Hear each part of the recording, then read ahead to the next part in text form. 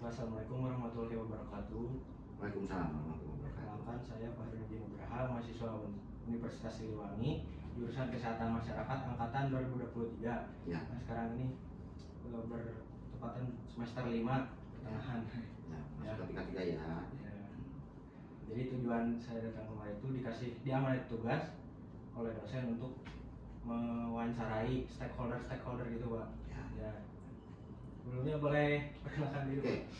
Bismillahirrahmanirrahim. Assalamualaikum warahmatullahi wabarakatuh. Nama saya Dr. Bayu Yudiawan MM. Kebetulan baru diangkat jadi Direktur Rumah Sakit Umum Daerah Kabupaten Ciamis. Dan sebelumnya sih memang di Kabid Pelayanan Medis masih di RSUD Ciamis. Untuk sebelumnya juga pernah di Kepala Bidang P2P Dinas Kesehatan Kabupaten Ciamis. Sebelumnya sih pernah di 7 puskesmas, ada sebagai fungsional dokter, ada juga sebagai kepala puskesmas.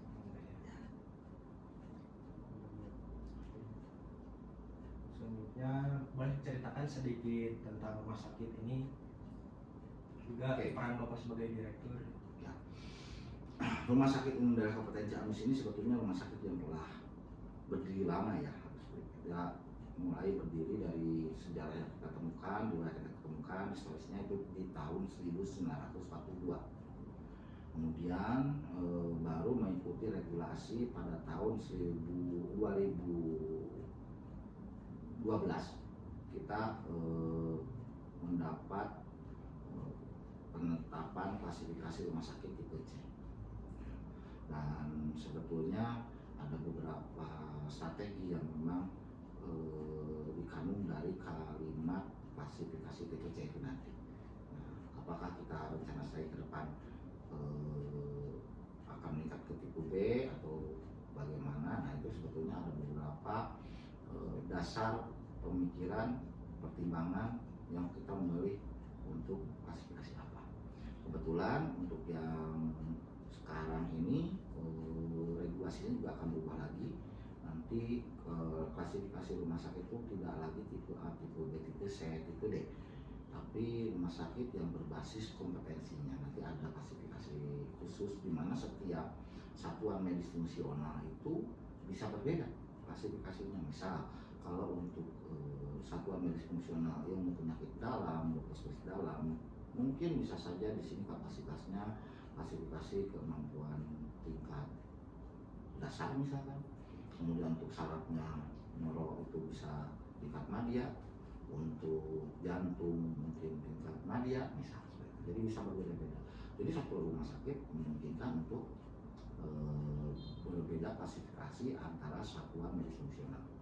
Begitu juga sistem klaimnya dengan BPJS. Jadi itu yang gambaran ke depan sekilas yang kita tangkap. Untuk riwayat sebelumnya rumah sakit ini membangun makin lama sih makin luas alhamdulillah. Tapi ya memang kapasitas maksimal kita bisa ada di 520 bed.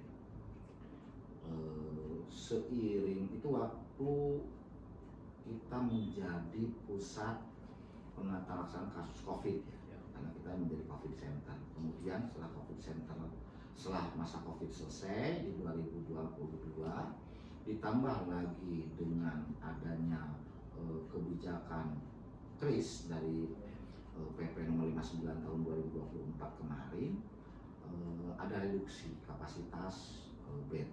Walaupun sebetulnya untuk bed rasio dengan penduduk Kabupaten Ciamis kita masih dibilang mumpuni. Cuman memang turut banyak dari angka 500 itu ke 300, tepatnya 292. Penyebabnya adalah memang penyusutan ini karena beberapa ruangan sesuai dengan regulasi kelas rawat inap standar itu untuk kelas terendah, kelas 3 artinya itu tidak boleh lebih dari 4 bed dalam satu ruangan. Jadi banyak bangsal yang tadinya memuat 6 bed itu kita reduksi jadi 4 bed. Di samping regulasi lainnya seperti dalam satu kamar itu harus ada minimal 1 toilet. Jadi reduksi kapasitas bed untuk memenuhi persyaratan tersebut. Juga persyaratan minimal luas tiap bed.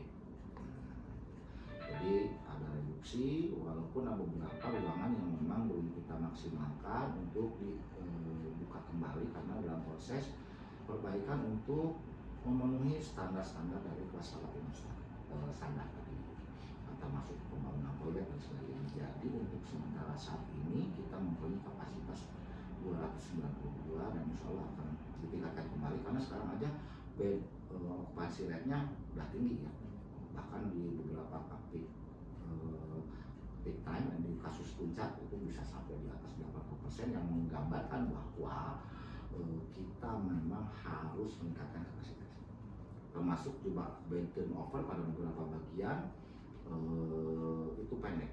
Jadi bed turnover itu paling berapa jam udah keisi lagi, kosongnya berapa jam udah keisi lagi, berarti itu kan terus siklusnya.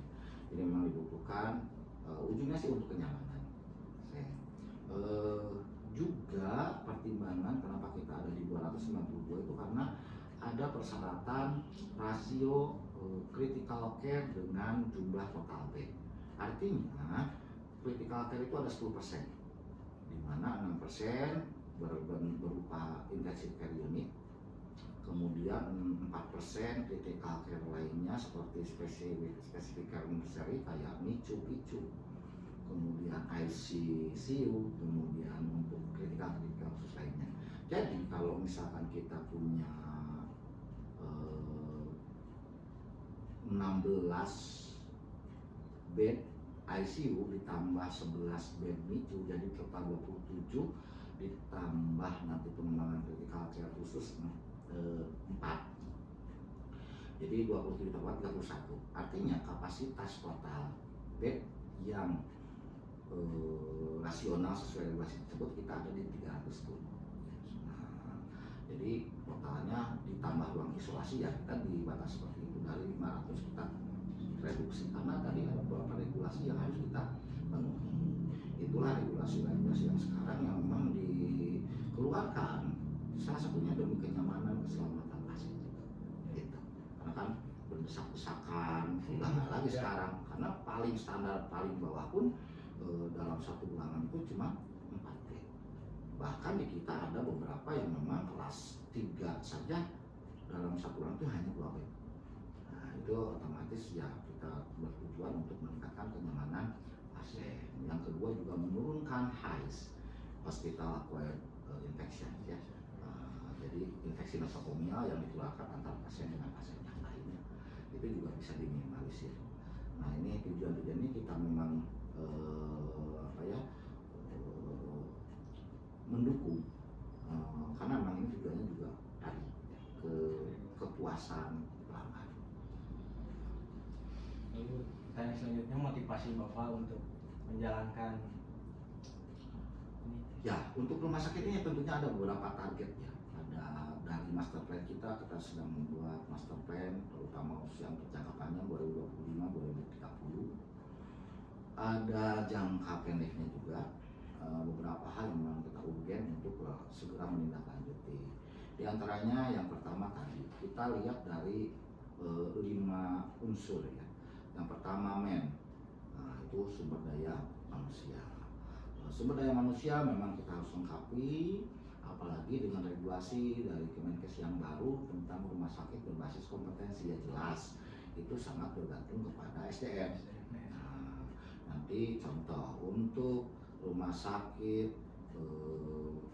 jantung misalkan tipe Nadia, klasifikasi Nadia itu harus kompeten untuk melaksanakan atau kita yang paling gampang stroke ya misalnya. Nah, ada beberapa parameter persyaratan untuk menyatakan bahwa SNF neurologi di rumah sakit Ciamis ini termasuk klasifikasinya dasar, Nadia, utama atau paripurna. Nah, persyaratannya apa? Kalau untuk dasar misalkan kita bisa menata laksana kasus stroke misalkan untuk stroke center itu dengan penegakan diagnosa dini, kemudian penata laksanaan langsung secara medikamentosa sesuai golden period. Artinya gini, ketika ketika ada pasien terkena serangan stroke sumbatan misalkan, nah itu kita bisa segera menegakkan diagnosa. Setelah menegakkan diagnosa, kita bisa mengintervensi untuk mencegah sequela gejala sisa, mencegah perburukan penyakit, bahkan menyelamatkan pasien kehidupan pasien life saving. Contoh dengan apa? Oh ternyata ada sumbatan, kita punya hitungan misalkan kalau sumbatan lebih dari 12 jam itu bisa menimbulkan infak yang menetap sehingga nanti akan menimbulkan cacat hendaya lumpuh sebelah misalkan. Nah ini golden periodnya harus kita kejar.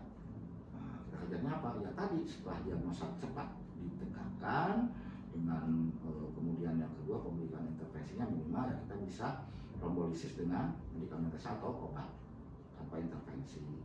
Nah itu sudah bisa memenuhi persyaratan dasar. Untuk madya itu bisa sampai penegakan yang cepat, penata laksanaan yang langsung, bahkan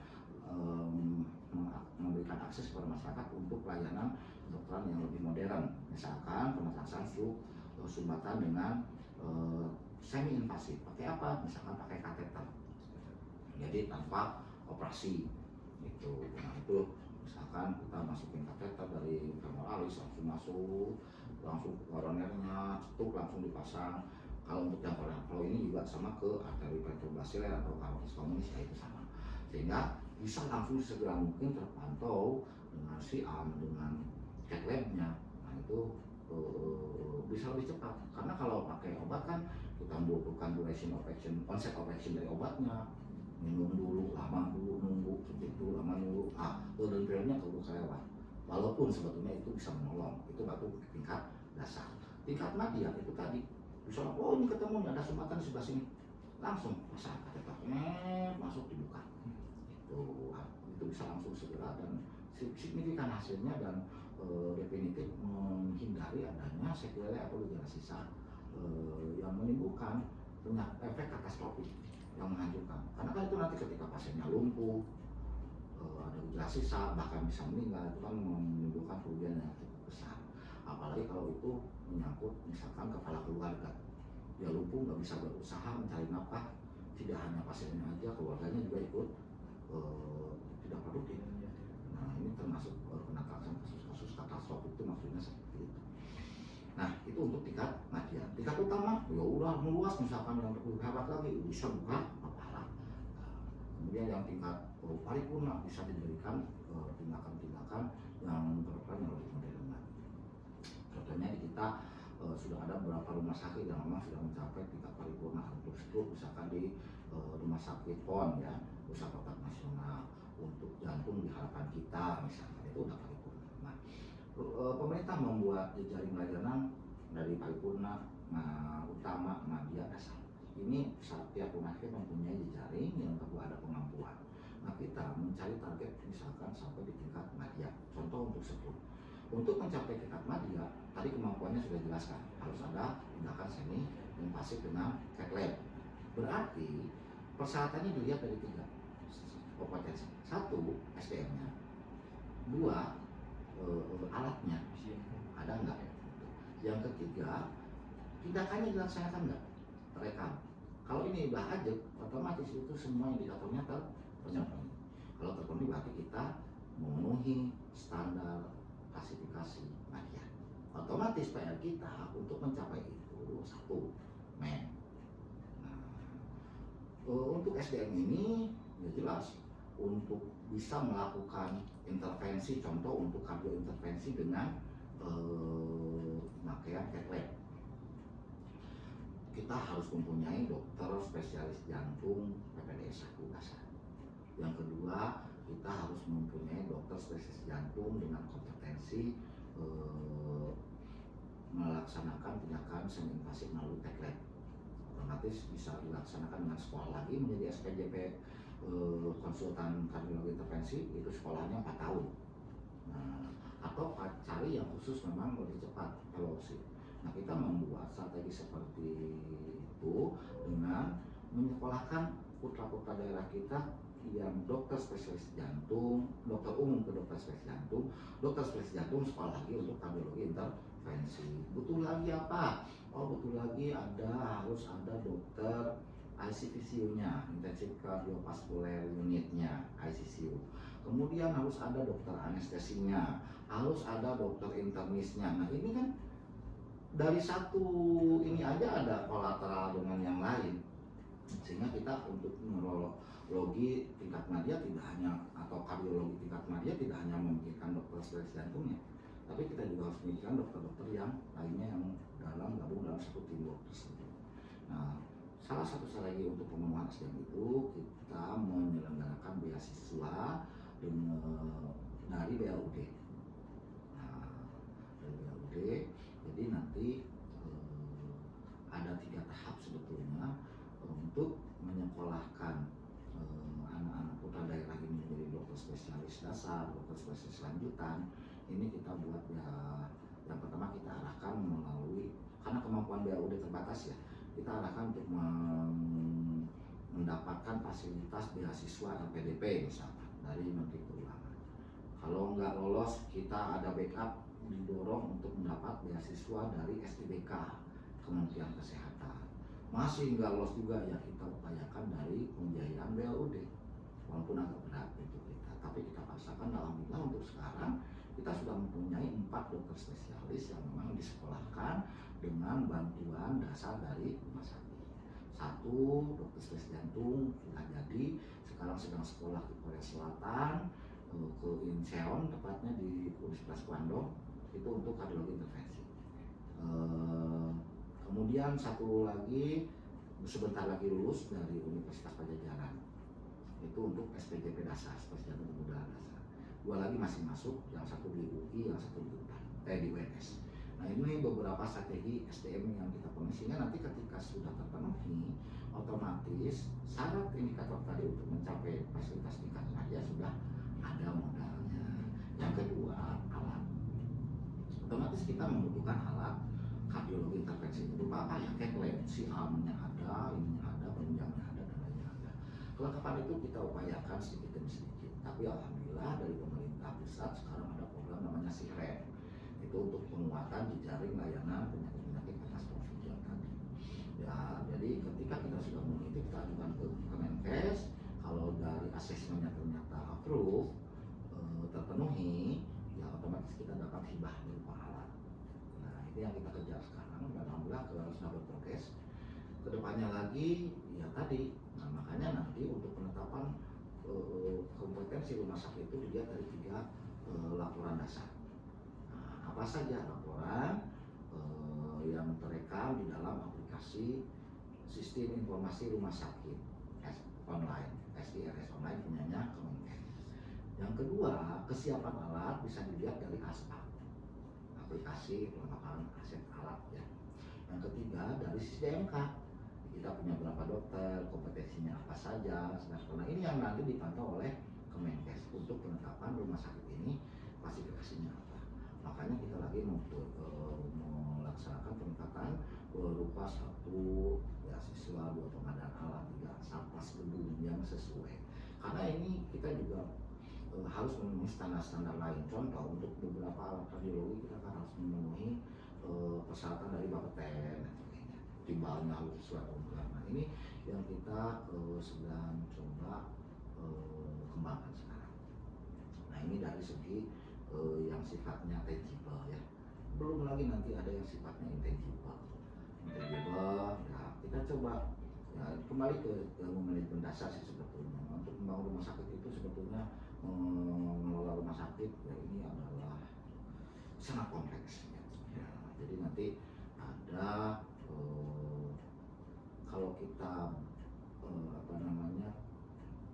lihat bahwa organisasi rumah sakit itu suatu organisasi, ya jelas kita lihat dulu strukturnya, ya regulasi dasarnya seperti apa, sistem yang dibentuk. Kita melihat dari setelah tadi struktur organisasinya, budaya organisasi, perilaku organisasi yang kita tetapkan. Nah dari situ tadi ke cerita yang tadi banyak ya, kita split nanti biar enggak fokus ya. Jadi kita split tadi, baru kita bahas tentang MEM, kemudian machinery tadi kita mencoba karena kemampuan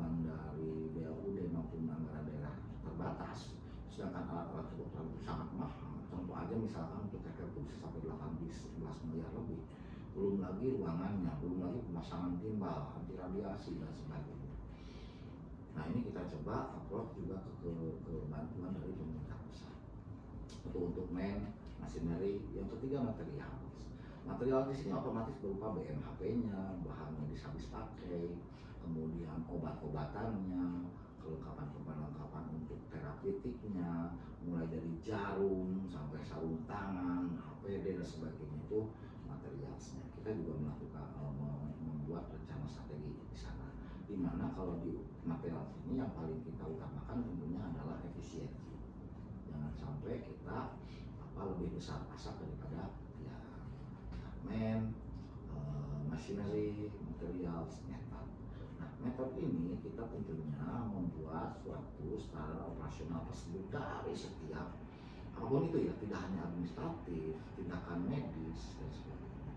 Kita untuk tindakan medis, untuk keselamatan pasien, peningkatan mutu dan quality control, kita membuat suatu regulasi berupa clinical pathway.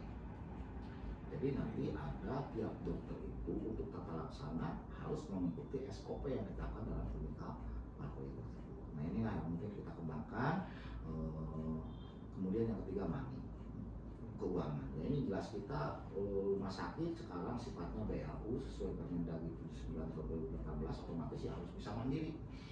Nggak boleh lagi mengandalkan bantuan dari pemerintah, APBN, APBD.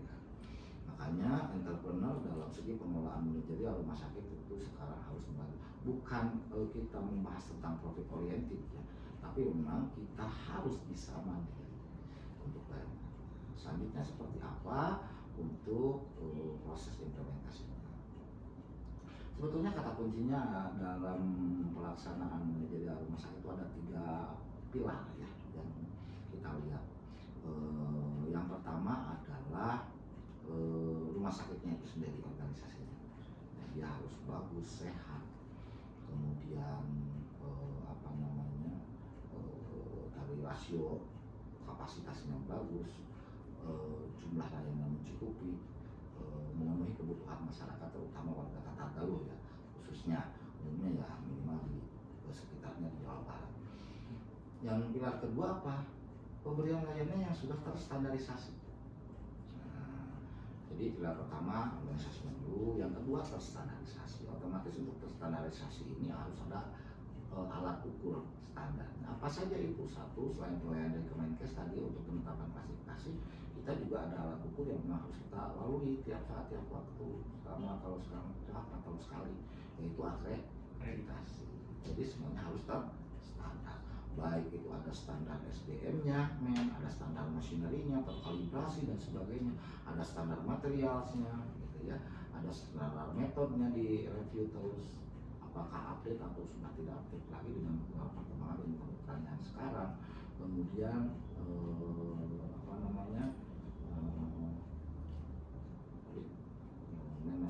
keuangannya juga harus kita review. Makanya kelengkapan organisasinya juga harus jelas.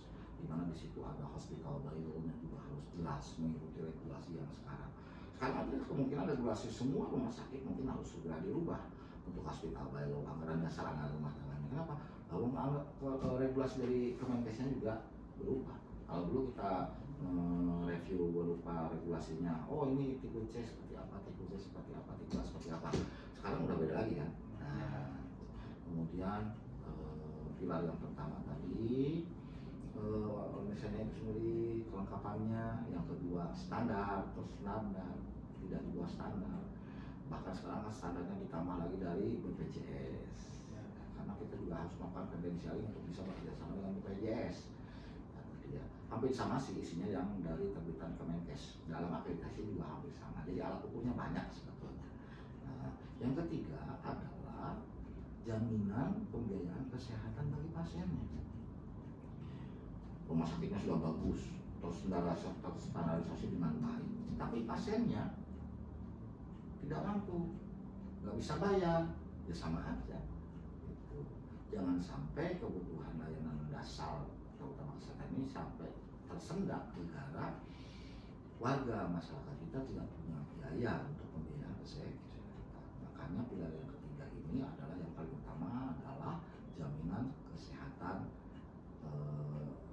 sosial ya, dari JKN, jaminan kesehatan nasional. Nah, yang diperoleh BPJS ya untuk suatu daerah supaya nanti ada penjaminan bagi masyarakat untuk biaya pengobatan, apalagi kalau life saving, supaya tidak lagi bermasalah dengan biaya kesehatannya, otomatis semua warga diharapkan mempunyai jaminan kesehatan, sehingga kalau misalkan ada musibah, ada sakit, yang lainnya itu tidak lagi bingung tentang pemikiran biaya pengobatannya. Yang dikejar dalam standar yang ketiga, pilar yang ketiga itu apa? Universal health coverage. Apa itu? Ya kalau bisa 100% warga daerah Kabupaten Ciamis mempunyai BPJS. Yang tidak mampu di cover oleh negara melalui BPJS PBI, penerima bantuan iuran. Yang mampu itu melalui BPJS Mandiri. Nah, otomatis ini karena dulu sempat ada seolah-olah tanda kutip perbedaan perlakuan kepada pasien BPJS dan pasien umum. Dulu seolah-olah yang namanya pasien BPJS itu dianaktirikan. Nah, ini harus segera dihapus dengan peningkatan layanan. Apa itu peningkatan layanannya tadi? Ada 3 hal yang kita kejar paling utama, 4 sebetulnya teman-teman. Yang pertama, semua pasien yang berobat ke rumah sakit itu tujuan paling utamanya sebetulnya bukan sembuh, kalau yang mungkin segera direview oleh klien. Apa itu? Proses. Kenapa? Karena sebelumnya kita balik lagi ke dasar hukumnya layanan kedokteran. Dasar hukum layanan kedokteran antara hubungan dokter dengan pasien itu bentuknya adalah in spanning perbentenis, bukan in spanning resultante. Apa itu? In spanning resultante itu artinya kita menjanjikan kepada pasien sembuh, hasil, menjanjikan hasil. Pak, kalau berobat ke saya, Bapak sembuh. Hubungan dokter pasien itu nggak di in spanning resultante. Nggak bisa seorang dokter memberikan jaminan bahwa kalau berobat ke saya, Bapak akan sembuh. Nanti kalau gitu, kalau nggak sembuh ya ditutup semua dokternya dong.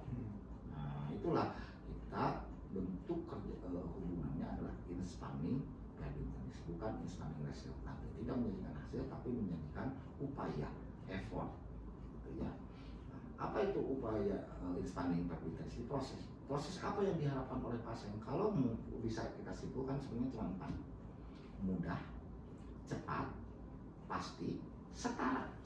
Nah, 4 hal ini yang memang menjadi targetan rumah sakit harusnya, sehingga kita harus out of the box dulu, menempatkan diri kita sebagai klien. Maunya gimana sih? Ya, kita kemarin sudah review. Nah, otomatis tadi akar masalahnya ketika tidak ada kesetaraan, seolah-olah pasien BPJS itu dianaktirikan, dibedakan dengan perlakuan umum, ini bisa menjadi masalah. Sebetulnya begini, kalau untuk rumah sakit, apalagi rumah sakit umum daerah plat merah, justru lebih prefer atau lebih lebih nyaman melayani pasien yang sudah mempunyai jaminan. Kenapa? Mau berapa puluh juta pun biayanya itu pasti di-cover oleh BPJS asas sesuai dengan syarat dan ketentuan yang berlaku. Tapi misal, saya nggak punya mobil Kijang di rumah, misalkan saya mampu, nggak usah pakai BPJS karena tadi takut dianaktirikan pelayanan, saya nggak pakai BPJS. Ternyata yang disebut mampu dan tidak mampu dalam dunia medis itu relatif. Punya mobil, punya motor, punya rumah, ternyata dia harus cuci darah misalkan. Nah, cuci darah, sekali cuci darah misalkan 1 juta. Itu kalau yang end stage renal disease, gagal ginjal tahap akhir, itu kan seumur-umur dia harus cuci darah. Cuci darahnya bisa 2 minggu sekali. Bahkan kalau misalkan dia ada overlap kapasitas, ada sesuatu penyulit, komorbid dan lainnya, komplikasi, itu bahkan bisa seminggu sekali. Taruhlah 2 minggu sekali dia cuci darah, berarti dalam 1 bulan dia harus 2 kali, 2 juta tuh. Belum lagi penyakit dasarnya 1 bulan, bisa sampai 4 juta per bulan. Yang tadinya mampu juga bisa jadi nggak mampu itu. Makanya untuk rumah sakit itu lebih nyaman kalau pasiennya itu sudah ada jaminan kesehatan. Makanya sekarang untuk rumah sakit justru lebih apresiasi pasien yang memang sudah bersiap untuk menghadapi segala sesuatu ya, yaitu dengan cara dia mempunyai insuransi ya, jaminan. Nah, BPJS ini salah satu jawabannya, dengan gotong royong pasti semuanya tahu. Tapi kata kuncinya supaya lebih apa ya, lebih minat masyarakat ke situnya juga, dan kesadaran masyarakat ke situnya tumbuh, ya kita juga harus berkontribusi dengan cara memberikan tadi layanan yang setara. Tidak ada lagi perbedaan antara pasien umum dengan pasien BPJS. So, pasien umum juga sekarang mampu menyambar SKTM kan, surat keterangan tidak mampu, tidak bayar juga, mending yang BPJS kalau dilihat secara objektif ya, itu setara. Yang kedua mudah. Yang mudah itu tidak ribet, maksudnya layanan tidak ribet, segala macam tidak ribet. Sekarang sudah mulai sifatnya online, bahkan daftar pun nggak di sini onsite, itu bisa daftar dari MJKN dari rumah. Nah, cuman sayangnya masyarakat kita kan belum semua terpapar oleh teknologi gitu. Tapi kita coba sedikit demi sedikit. Nah itu ya yang mudah. Yang kedua cepat. Nah cepat itu apa? Ya terurai dengan baik, tidak lama untuk mengurus identitas dan segala macam. Sekarang kita berlaku dengan diakomodasi oleh teknologi. Kita pakai barcode, kita pakai ini, kan itu lebih cepat mudah. Kemudian layanan antrian juga misalkan di pembuatan obat, kita bantu dengan mesin-mesin racikan dan sebagainya, sehingga layanan meracik untuk satu pasien tidak lagi 15 menit. Nah, kalau 15 cuma pasiennya 10 ya nggak masalah. Kalau 500 ya pasti lama kasihan. Nah, itu jadi mudah, cepat, yang setara, yang dia pasti. Yang pasti di sini bukan pasti sembuh ya, karena kita bukan instan resultante. Yang disebut pasti di sini apa? Pasti prosedur. Itu nggak mancala-mancala. Tadi bisa, sekarang enggak. Nah, jadi semuanya tertulis. Hak pasien seperti apa, kewajiban rumah sakit seperti apa, kewajiban pasien seperti apa, hak rumah sakit seperti apa. Kemudian yang selanjutnya juga pasti itu, misal Pak, Bapak ini harus operasi elektif untuk ngeluarin batu empedu. Jadwal Bapak tanggal sekian, jam sekian. Nah itu yang dimaksud pasti. Nah itulah. Jadi mudah, cepat, pasti, dan setara. Itu mungkin target ujung yang kita tetapkan nanti. Sedangkan prosesnya yang tadi sudah dijelaskan. Nah kedepannya kita berharap 3 pilar ini sinergis, karena kita juga harus mulai ikut mensosialisasikan tentang pentingnya BPJS. Selanjutnya juga kita nggak bisa sekarang dalam melayani masyarakat bergerak masing-masing antar rumah sakit.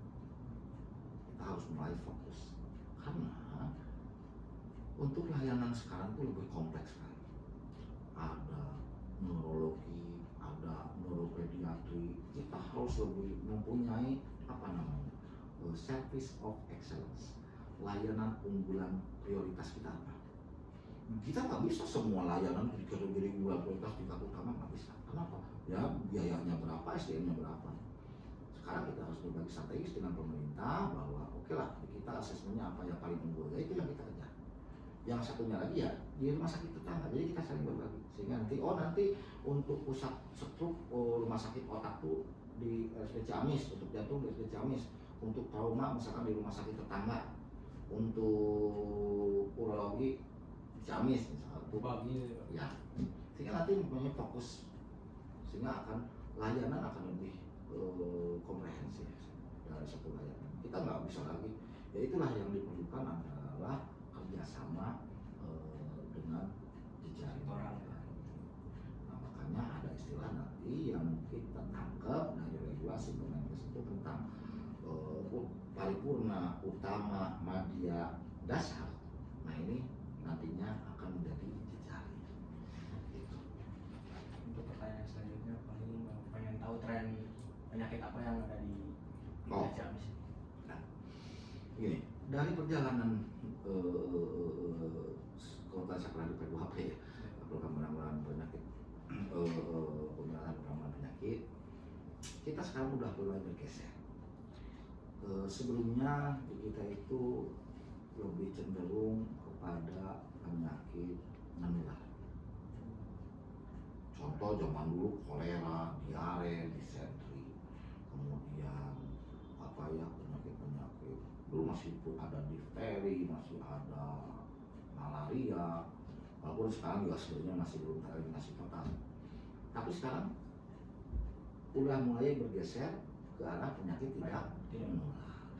Nah, ini penyakit menular ini ya kita nggak lepas tangan karena memang infeksi masih ada, tapi justru malah untuk penyakit menular kita lebih karena alhamdulillah sih untuk Ciamis program imunisasi, pembentukan imunitas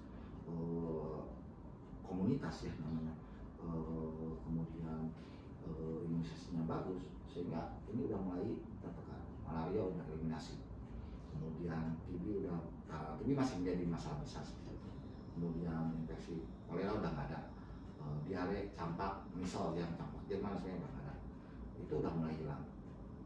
Nah, kita bergeser ke penyakit-penyakit yang sifatnya metabolik seperti diabetes, tiroid, genetik ya sifatnya, kemudian darah tinggi, pola hidup stroke, sama jantung koroner, itu sudah mulai trennya ke arah yang tidak menular. Walaupun yang menular tidak kita lepaskan juga, cuman yang menular juga sekarang sudah mulai bergeser karena penyakit juga tidak di situ-situ saja. Makanya disebutnya medicine is never ending study. Diare apa misalkan pneumonia zaman dulu dengan pneumonia sekarang nggak beda tuh. Gitu. Makanya dengan varian virus yang baru, dan makanya sekarang untuk infeksi menular juga kita ditekankannya ke PIE namanya, penyakit infeksi emerging, new emerging disease. Nah apa itu? Ya COVID kayak kemarin strain baru, makin kesini makin baru. Nah kita disiapkan untuk seperti itu. Nah kemudian difteri yang lama udah nggak ada sekarang ada, atau avian influenza atau MERS ya, Mediterranean, coronavirus, kemudian MERS-CoV ya, MERS-CoV, Middle East. Ya Pak, kalau boleh tahu PE itu program apa? Iya hampir mirip, tapi itu lebih diutama ke satuan organik untuk penata laksanaan kasus-kasus penyakit yang new emerge baru. Nah, kayak kemarin kan COVID itu di 2019 ke belakang nggak ada, ujuk-ujuk ada gitu. Ada sih, tapi dalam bentuk varian yang lain. Tapi kan sifatnya baru banget yang tahun 2020 ke sini. Udah geser lagi dari Delta ke yang sekarang coronavirus yang strain baru. Nah, itu yang sekarang lagi ditekankan di rumah sakit kita itu justru PIE juga. Nah, sekarang udah mulai integrasi ke pencegahan. Karena lebih baik mencegah daripada mengobati. Makanya untuk penata laksanaan kasus-kasus diagnosis penyakit itu harus juga bekerjasama dengan FKTP 1, Fakultas Kesehatan Layanan Primer, tingkat 1, mulai dari klinik, puskesmas. Nah, kalau untuk yang penyakit tidak menular sama sih sebetulnya, itu yang kita tekankan di screening. Ya, screening diabetes, screening thalassemia, screening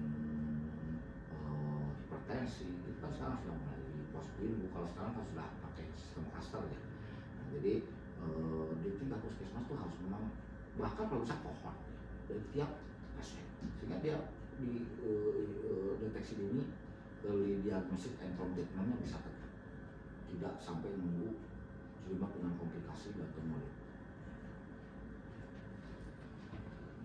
Udah cukup sekian Pak. Ini ada pesan dan kesan untuk pesan untuk teman-teman mahasiswa harus jadi agent of change. Sense of crisisnya juga harus mulai diasah dari sekarang. Ini sebenarnya apa yang terjadi, apa yang harus dilaksanakan, asesmennya juga harus tajam sehingga harus ini akan masalah. Kemudian yang kedua untuk masyarakat ya tadi dari obrolan-obrolan tadi ya, satu perilaku hidup bersih dan sehat itu mahal, kenikmatan yang memang kadang-kadang enggak kita karena terasa biasa-biasa aja, baru terasa berharganya ketika sudah sakit. Nah, itu makanya dari sekarang kita jaga terus program-program dari awal ikuti, mulai dari cek kesehatan gratis, screening awal sampai jangan sampai ketika takut ketahuan penyakitnya, justru lebih dini ketahuan lebih bisa dicegah, sequel, gejala sisa, komplikasi dan penyakit bisa dihindarkan. Dan terapinya lebih sederhana, lebih murah. Kalau udah banyak complicated, lebih mahal lagi. Yang tadinya cukup hanya di ronsen sekarang tambah CT scan, tambah MRI, udah berapa?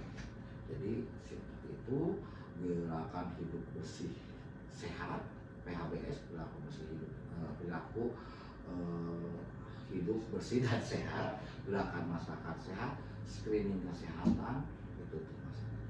Dan jangan lupa yang paling penting harus punya insurans, jaminan kesehatan, karena kita nggak bisa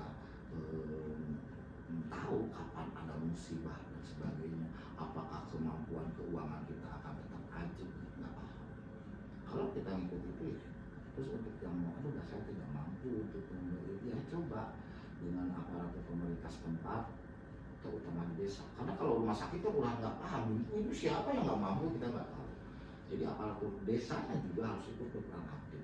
Sosialisasi BPJS penting, BPJS itu aparatur desa juga harus ikut terlibat. Nggak bisa hanya mengandalkan puskesmas, rumah sakit. BPJS-nya sendiri juga pernah kelabakan pasti kalau untuk sosialisasi program. Jadi kepentingan BPJS. Contoh ya, saya masih miris ketika ada hamil itu 9 bulan loh. Gitu. Dan selama hamil itu ada ANC, antenatal care. Masa dalam 9 bulan baru bikin BPJS-nya ketika ada keputusan harus SC pada usia 9 bulan. 8 bulan kemarin kemana aja? Itu kan 6 bulan tuh di trimester 1, trimester 2, 6 kali pemeriksaan itu kan trimester 1, trimester 2. Minimal di trimester 2 masuk ke trimester 3 itu ada namanya P4K, program penelaksanaan program perencanaan persalinan dengan penyulit dan komplikasi. Program perencanaan persalinan dengan penyulit dan komplikasi. Nah itu kan sudah bisa ditebak sudah bisa diidentifikasi dari umur kehamilan 7 bulan misalkan. Itu, oh ini apalagi dari awal aja udah bisa kita tebak. Oh misalkan ini ada ibu hamil dengan semuanya dia lahirnya di SC 2 kali, berarti otomatis yang ketiga siap-siap SC dong. SC berapa? 8 juta paling sedikit. Itu kan 6 juta ibunya, 2 juta anaknya misal. Terus dia penghasilan berapa? Ternyata nggak mampu. Jangan sampai dia di usia 6 bulan berketuaan ini bakal ada di penyulit, nanti aja bikin BPJS-nya, ya nggak bisa. Karena ada lagi regulasi. Ternyata ketika dapat tanggal 1 baru aktif BPJS-nya 14 hari kemudian. Sedangkan operasi tanggal 3 ya nggak bisa ditunda. Gitu. Jadi sesegera mungkin. Nggak ada penyakit aja udah harus punya insurans. Apalagi kalau sudah ada terdeteksi beberapa hal yang kita harus waspada. Di kehamilan itu yang saya paling miris. Itu bisa ditemukan dan bisa jadi nanti. Antenatal itu, screening itu pada kehamilan terutama tidak hanya di kasus medisnya, klinisnya saja, tapi obstetrisasi lain juga harus dilihat. Oh bu, ibu tinggi badannya cuma 141 nih, itu usia kehamilannya sekarang udah di 7 bulan, itu atau mau ke 8 kan puncak ya, tinggi terus kehamilannya. 8, 9, ini kok nggak turun ya? Berarti hampir bisa dipastikan itu panggul sempit, nggak bisa partus normal. Itu 2 minggu masih ada waktu, bikin dari waktu itu juga BPJS. Jangan sampai nanti apalagi orang yang tidak mampu. Nah, sense of crisis seperti ini yang harus dibina dari sekarang, sosialisasikan. Jangan sampai kelabakan pas hari hamil, kasihan. Itu udah menyangkut keselamatan ibu, keselamatan anak. Ya. Baik Pak, terima kasih banyak atas ilmu baru yang kita dapatkan juga. Sama-sama, salam Pak.